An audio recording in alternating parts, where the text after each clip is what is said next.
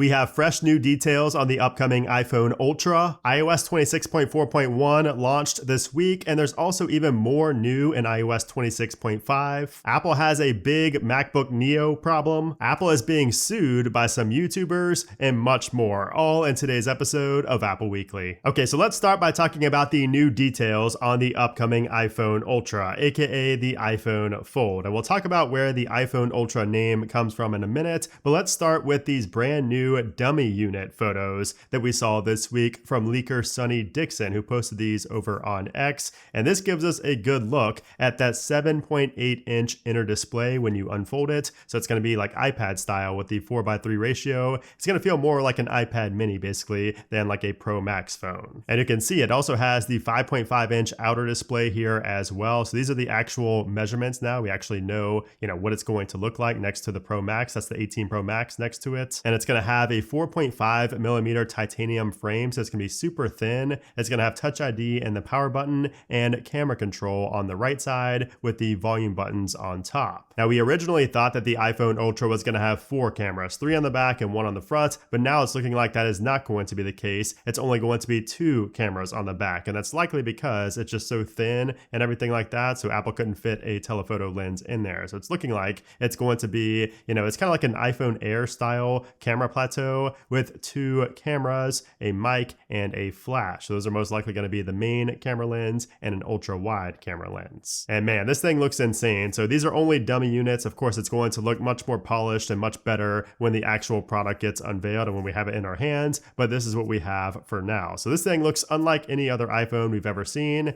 and it's also going to be priced unlike any iPhone we've ever seen. And I say that because Mark Gurman just recently shared this week a new report where he said that the starting price of the iPhone Ultra is going to cross $2,000, making it the most expensive iPhone ever made. Now, we are expecting this to start at 256 gigabytes, so it's going to be probably 256, 512, and 1 terabyte for the configurations, and the 1 terabyte is most likely going to be $3,000. So prepare if you want a lot of storage on your iPhone Ultra. Prepare to spend a lot of money. And Gurman also touched on the release timeline because earlier this week we did also see a report from Nikkei Asia, which basically said that Apple was facing challenges in the engineering test phase of the iPhone Ultra, and they were basically saying that this could cause a delay. We might not actually see the iPhone Fold or the iPhone Ultra in 2026, and that caused Apple's stock to sell off. It went down like 5% after that report, but Mark Gurman says that's BS. That's not actually what's going on, because he said in his report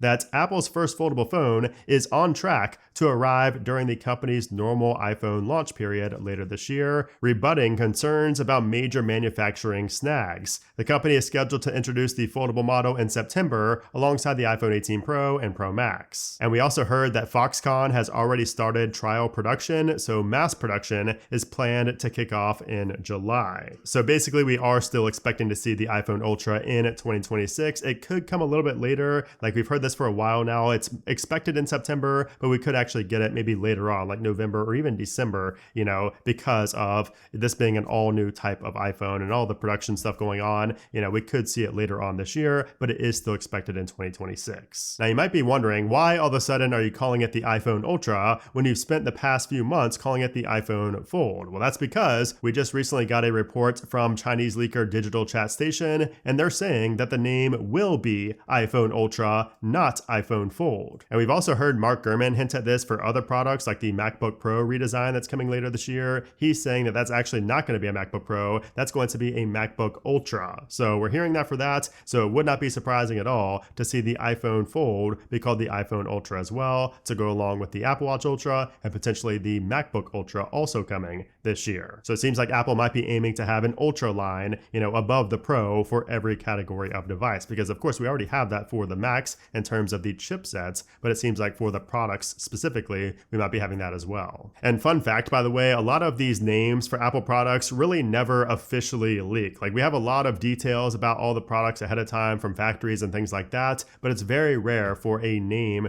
to leak. Like, we did see it with the MacBook Neo just right before it did get announced, so it is possible to be, maybe the week before the launch of, this product, but as of right now, it's really hard to say because we don't really get advanced leaks for names of Apple products specifically. Now, let's talk about the iPhone Air 2 and the iPhone 18e, because Mark Gurman also said in this recent report report this: Apple is shaking up the iPhone's yearly release schedule. Its next entry-level model will be pushed back to spring 2027. The company also plans to debut a new iPhone Air and a lower-budget iPhone 18e at that time. So we're expecting to see 3 new iPhones in the springtime of 2027. So maybe around March or April, we'll see the iPhone 18, iPhone Air 2, and iPhone 18e. Now you might be wondering, why is Apple even making another iPhone Air when the first one just did not sell very well at all? There was really not much demand. And this week we also saw a report from leaker Fixed Focus Digital, who said that the iPhone Air 2 will proceed with its standard product iteration cycle, no matter how abysmal the sales turn out to be. So Apple is going to grit its teeth and push through for at least 2 more generations, for at least 2 generations. So maybe the Air 1 and Air 2, maybe Apple will stop after that, according to this post here. But, who knows? It seems like Apple doesn't really care that there's not a lot of demand for it, or not a lot of people want it, but they are still going to continue to make it. Now, keep in mind, the iPhone Fold is basically like 2 iPhone Airs pushed together. So it's really, it's even thinner than that as well. But, the iPhone Air, there is actually demand for the iPhone Air. It's not as strong as everything else, obviously, but I love the iPhone Air. Everybody I know who's used it has loved it. So it's not the most practical thing in the world, but it does feel amazing in the hand. And it does seem like Apple is going to continue with at least another generation of iPhone Air before discontinuing it. Now, you want to know something pretty wild? This phone that I'm holding in my hands right here, you might have this as well. Grab your phone real quick and touch this camera lens, because it's pretty amazing to know that this, what's in our hands right now, was being used to take pictures of Earth and of the moon by people in space. And yes, I am talking about NASA, because they just shared photos that were shot on the iPhone 17 Pro Max during the Artemis 2 mission to the moon. So they dropped these stunning photos from inside the Orion spacecraft. You can see the commander here looking back at Earth through the window.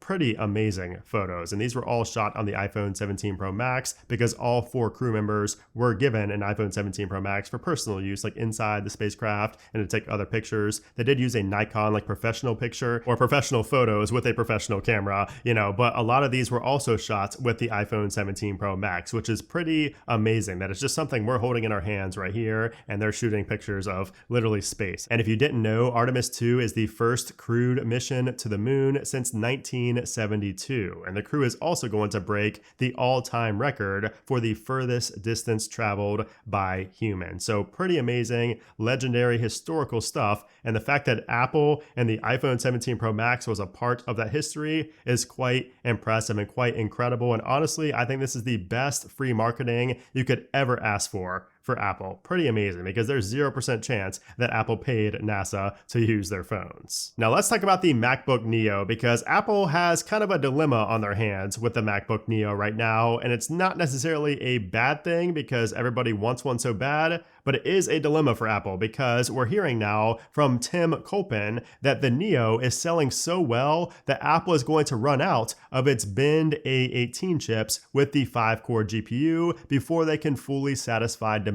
for the Neo. And these Bend chips are essentially free for Apple, since they'd just be, thrown out otherwise. But the big problem here is that TSMC's N3E production lines are completely maxed out. Like, they're operating at maximum capacity already. So Apple may now have to pay a premium to restart production for the MacBook Neo, which of course would lower margins. Or they can just pull these chips from other devices. So there's really only a couple of options, but there's also, he's saying this, that one other way to deal with the higher cost would be to kill the cheaper 256 gig model, which is $599, and only sell the one with 512 of storage and Touch ID for $699. And he says this wouldn't entirely solve the margin shrink, but it may mitigate it. Another approach would be to offer some new colors, throw in some generous iCloud storage for free, raise the price, and thus preserve the margin. So I'm not so sure that Apple is going to increase the price of the MacBook Neo, especially since that is like one of the biggest selling points of it, and they've really marketed that very heavily. But like we've seen in this report here, Apple is facing a dilemma right now, so they may have no choice but to do one of the things mentioned in this report. But things should be a lot smoother sailing next year, because we also heard that a MacBook Neo 2 is coming next year. And this thing is going to allegedly have an A19 Pro chip and 12 gigabytes of RAM. So that is the same chipset as in the iPhone 17 Pro, but of course it is going to be a binned chip, so it is going to have one less GPU core. It's going to have a 5-core GPU, but still, that'd be pretty amazing to have next year on the MacBook Neo too, especially with the RAM upgrade as well, if they can keep that same $599 price tag. Now let's talk about Anthropic, because Anthropic has been all of the rage lately. Like everybody's talking about Claude, Claude Code, Claude Cowork. Like Claude is just everywhere. Claude is killing the stock market. It's killing software stocks, and maybe for good reason, because this week we also saw that Anthropic's AI is going to help Apple find iOS, macOS, and Safari vulnerabilities. And that's because Apple is a launch partner for Anthropic's new Mythos preview, which is an AI model that is part of Project Glasswing, and that's an initiative to secure the world's most critical software. Now, this model will not be available to the public, so it is only for certain partners like Apple, Nvidia, Tesla, Google, like big companies like that. And Apple is going to use this to defensively find and fix zero-day vulnerabilities across iOS, macOS, Safari, and more. And Anthropic is putting up $100 million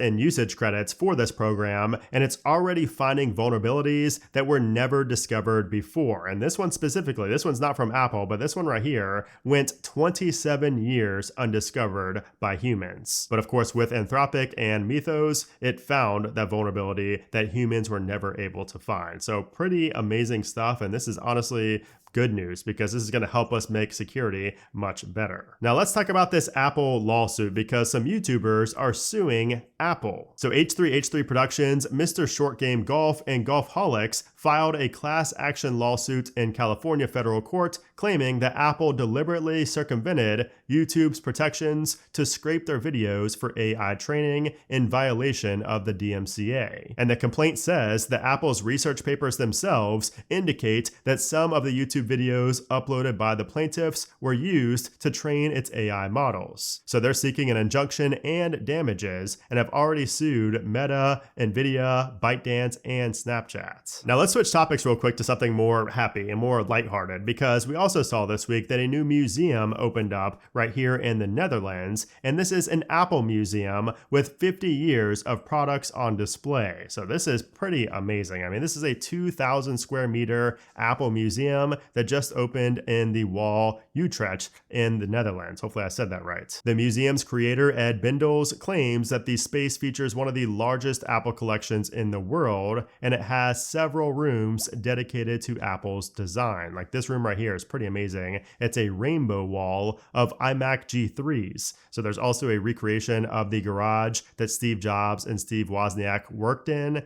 an iPod display, and more. And it's pretty cool because some of these devices are also functional and available to use. So this is a bucket list place. You know, if you are an Apple fan, you need to visit this. And if you are in the Netherlands, I would appreciate if you went there and send me some photos. Like go follow me on Instagram, send me some photos over on Instagram if you do make your way over there, or tag me in your story, something like that. You know, my Instagram is just @BrandonButch. I'd love to see what that looks like in person. And one day, you know, I will actually get there myself in person. Okay, so now let's move over to our iPhone here. So before we talk about iOS 26.4.1 and iOS 26.5 Beta 1, let's talk about some other things here. So starting off with car key, because according to Mac Rumors, it looks like Lexus vehicles are going to have Apple Car Key support very soon, because this was found in the code. And they mention here in this report that Lexus does already offer its own app-based digital key system, but unlike Apple's Car Key, it does require an active connection to Toyota servers to function, and has not historically worked via Apple Wallet. And of course, as we know, with Express Mode, you will be able to basically, you know, start your car and do everything with your car without authentication, as long as you have that set up. So it's going to be much better than the, you know, default app for Lexus. Now, also this week, we saw YouTube increase the price of YouTube Premium. So personally, my favorite streaming service, my favorite subscription I pay for of all time,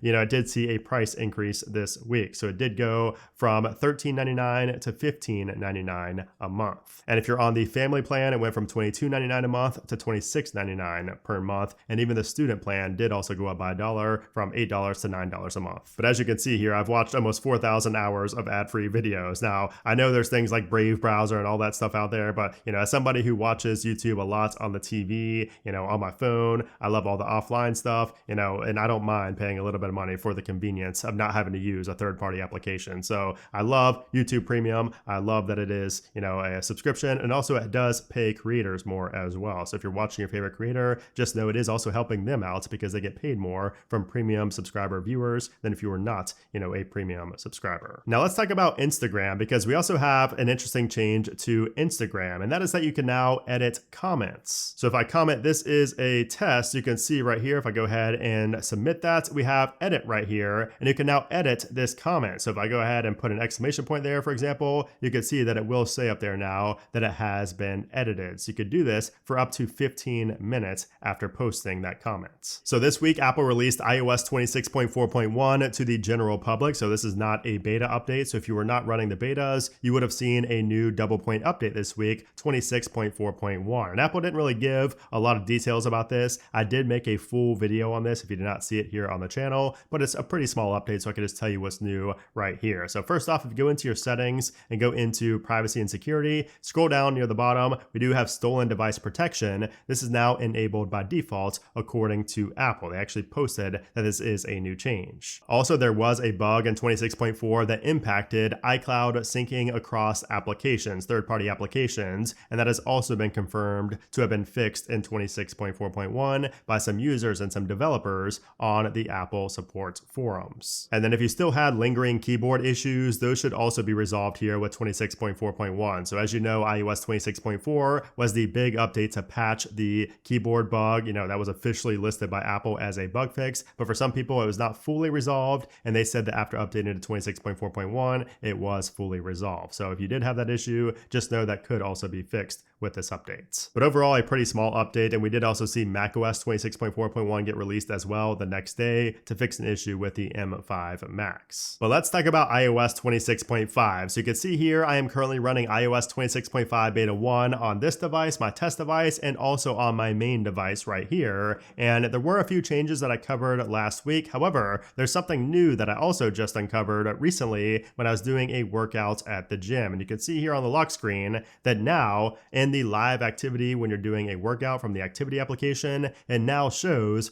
Workout Buddy and tap to read. That was never there before, at least not for me, when this would pop up. So I would still hear Workout Buddy, I would still get it in my ears and everything like that. I would still see it on my watch, but on the actual lock screen, I never saw it say Workout Buddy there before and tap to read. And when you tap on that, it takes you into the activity app and the fitness application, and it shows you, the transcript of what your Workout Buddy is saying. So that appears to be a new feature in 26.5 that I did not see in 26.4. Now, also when you go into the Maps application and go to search right here, we do have suggested places right there. So I've been waiting for this to give me something useful since using this, and I've not really found it to be very useful so far, but that is a new change here. It will give you suggested places that you may be wanting to visit based on your schedule, the time of day, things like that. And of course, 26.5 does also lay the groundwork for ads in Apple Maps. And a lot of people are just very divided on this. I don't think ads in Apple Maps is going to be a big deal, but a lot of people think it will be a big deal and they're going to hate it. And the ads that are going to be inside of Apple Maps eventually will be like when you search for something like coffee shops, for example, the top result might be, an advertisement for Starbucks or Dunkin' or something like that, or a local coffee shop may have paid to have their advertisement up there, and you'll just scroll past it. It's probably going to have a different color background, kind of like what you see in everything else in the App Store, on Google, places like that. It's going to be very similar to that. And of course, you will have all your regular ones right here. It's not going to be obtrusive and covering up the screen or anything like that. And there are a few other small changes as well, but nothing really noteworthy to discuss because I already talked about those last week. So 26.5 is going to be a minor update. Like I said, before it even got released, we were not going to see anything new with Siri in this update, as I mentioned before it came out. So we're expecting all that in iOS 27. If you want to know some big details about iOS 27, go back and watch last week's episode of Apple Weekly because there were some good tidbits about iOS 27 in there. But Anyways, let's talk about the performance and the battery life here with 26.5, because I have been running this, like I said, on my main device and on my test device here. I do use both pretty frequently. Of course, this is my main one. And so far, performance has been fine. I've really seen no issues with performance here. I did run a fresh Geekbench score here, a Geekbench test. We scored a 3836 on the single core, 9799 on the multi-core. You can see how that compares to the previous runs. So we did score under 10,000, which is a disappointment because the past three have been over 10,000.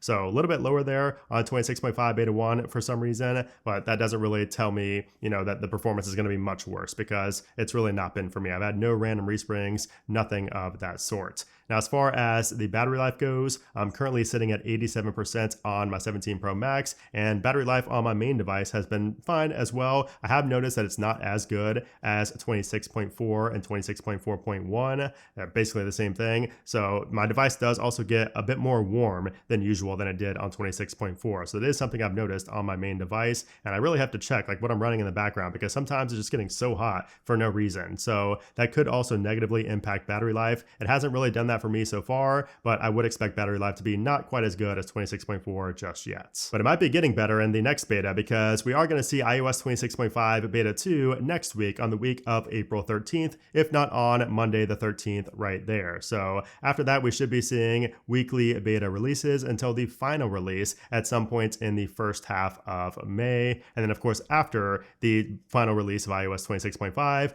we will see iOS 27 beta 1 get unveiled at day 1 of WWDC, which is going to be on Monday, June 8th. And then finally, we have another crazy AirTag story, and we have a record this time, because for the past 3 episodes, each one of these AirTag stories have taken place in Florida. So yes, this is the third crazy AirTag story in a row coming out of Florida. Pretty insane. Florida is not a real place, and I'm from Florida, so I would know. But anyways, a man had his black Jeep Wrangler stolen right out of a gas station parking lot while he was inside of the store. But of course, what the thief didn't realize was that the victim had an Apple AirTag attached to his keys. So of course, right after the Jeep was stolen, the man immediately pulled up his Find My application and saw that it was pinging at a nearby residence, and that's when he called police and they got involved. So officers responded to the area and actually found the stolen Jeep sitting in the backyard of a home. And then things started to come together fast, because the police canvassed the neighborhood and pulled home security footage from some neighbors, which showed a man in a light gray hoodie parking the Jeep, walking over to another house, and sneaking inside through the front lanai. And on top of that, gas station footage also showed a man dressed the exact same way getting into the Jeep and driving off. So police searched the property tied to the AirTag, and inside they found a gray hoodie matching the person in the footage, like what they were wearing. But the biggest moment came when they used the AirTag's sound alert feature. So that's when they tracked down the actual AirTag and the stolen keys, which are hidden inside of storage bins in the garage. And of course, not long after they found that, the suspect walked out of the house wearing the exact same clothes that he just wore to steal the Jeep, and then he was immediately detained. So the 47-year-old named Daniel was arrested, and now he faces multiple charges, including grand theft of a motor vehicle. And of course, without that AirTag, they may have never caught this guy, at least not that soon. So that is crazy. And by the way, that is the same story that I already covered here on the channel about a month ago. I just didn't realize it until I was already done reading it, and I was like, wait, this sounds familiar. So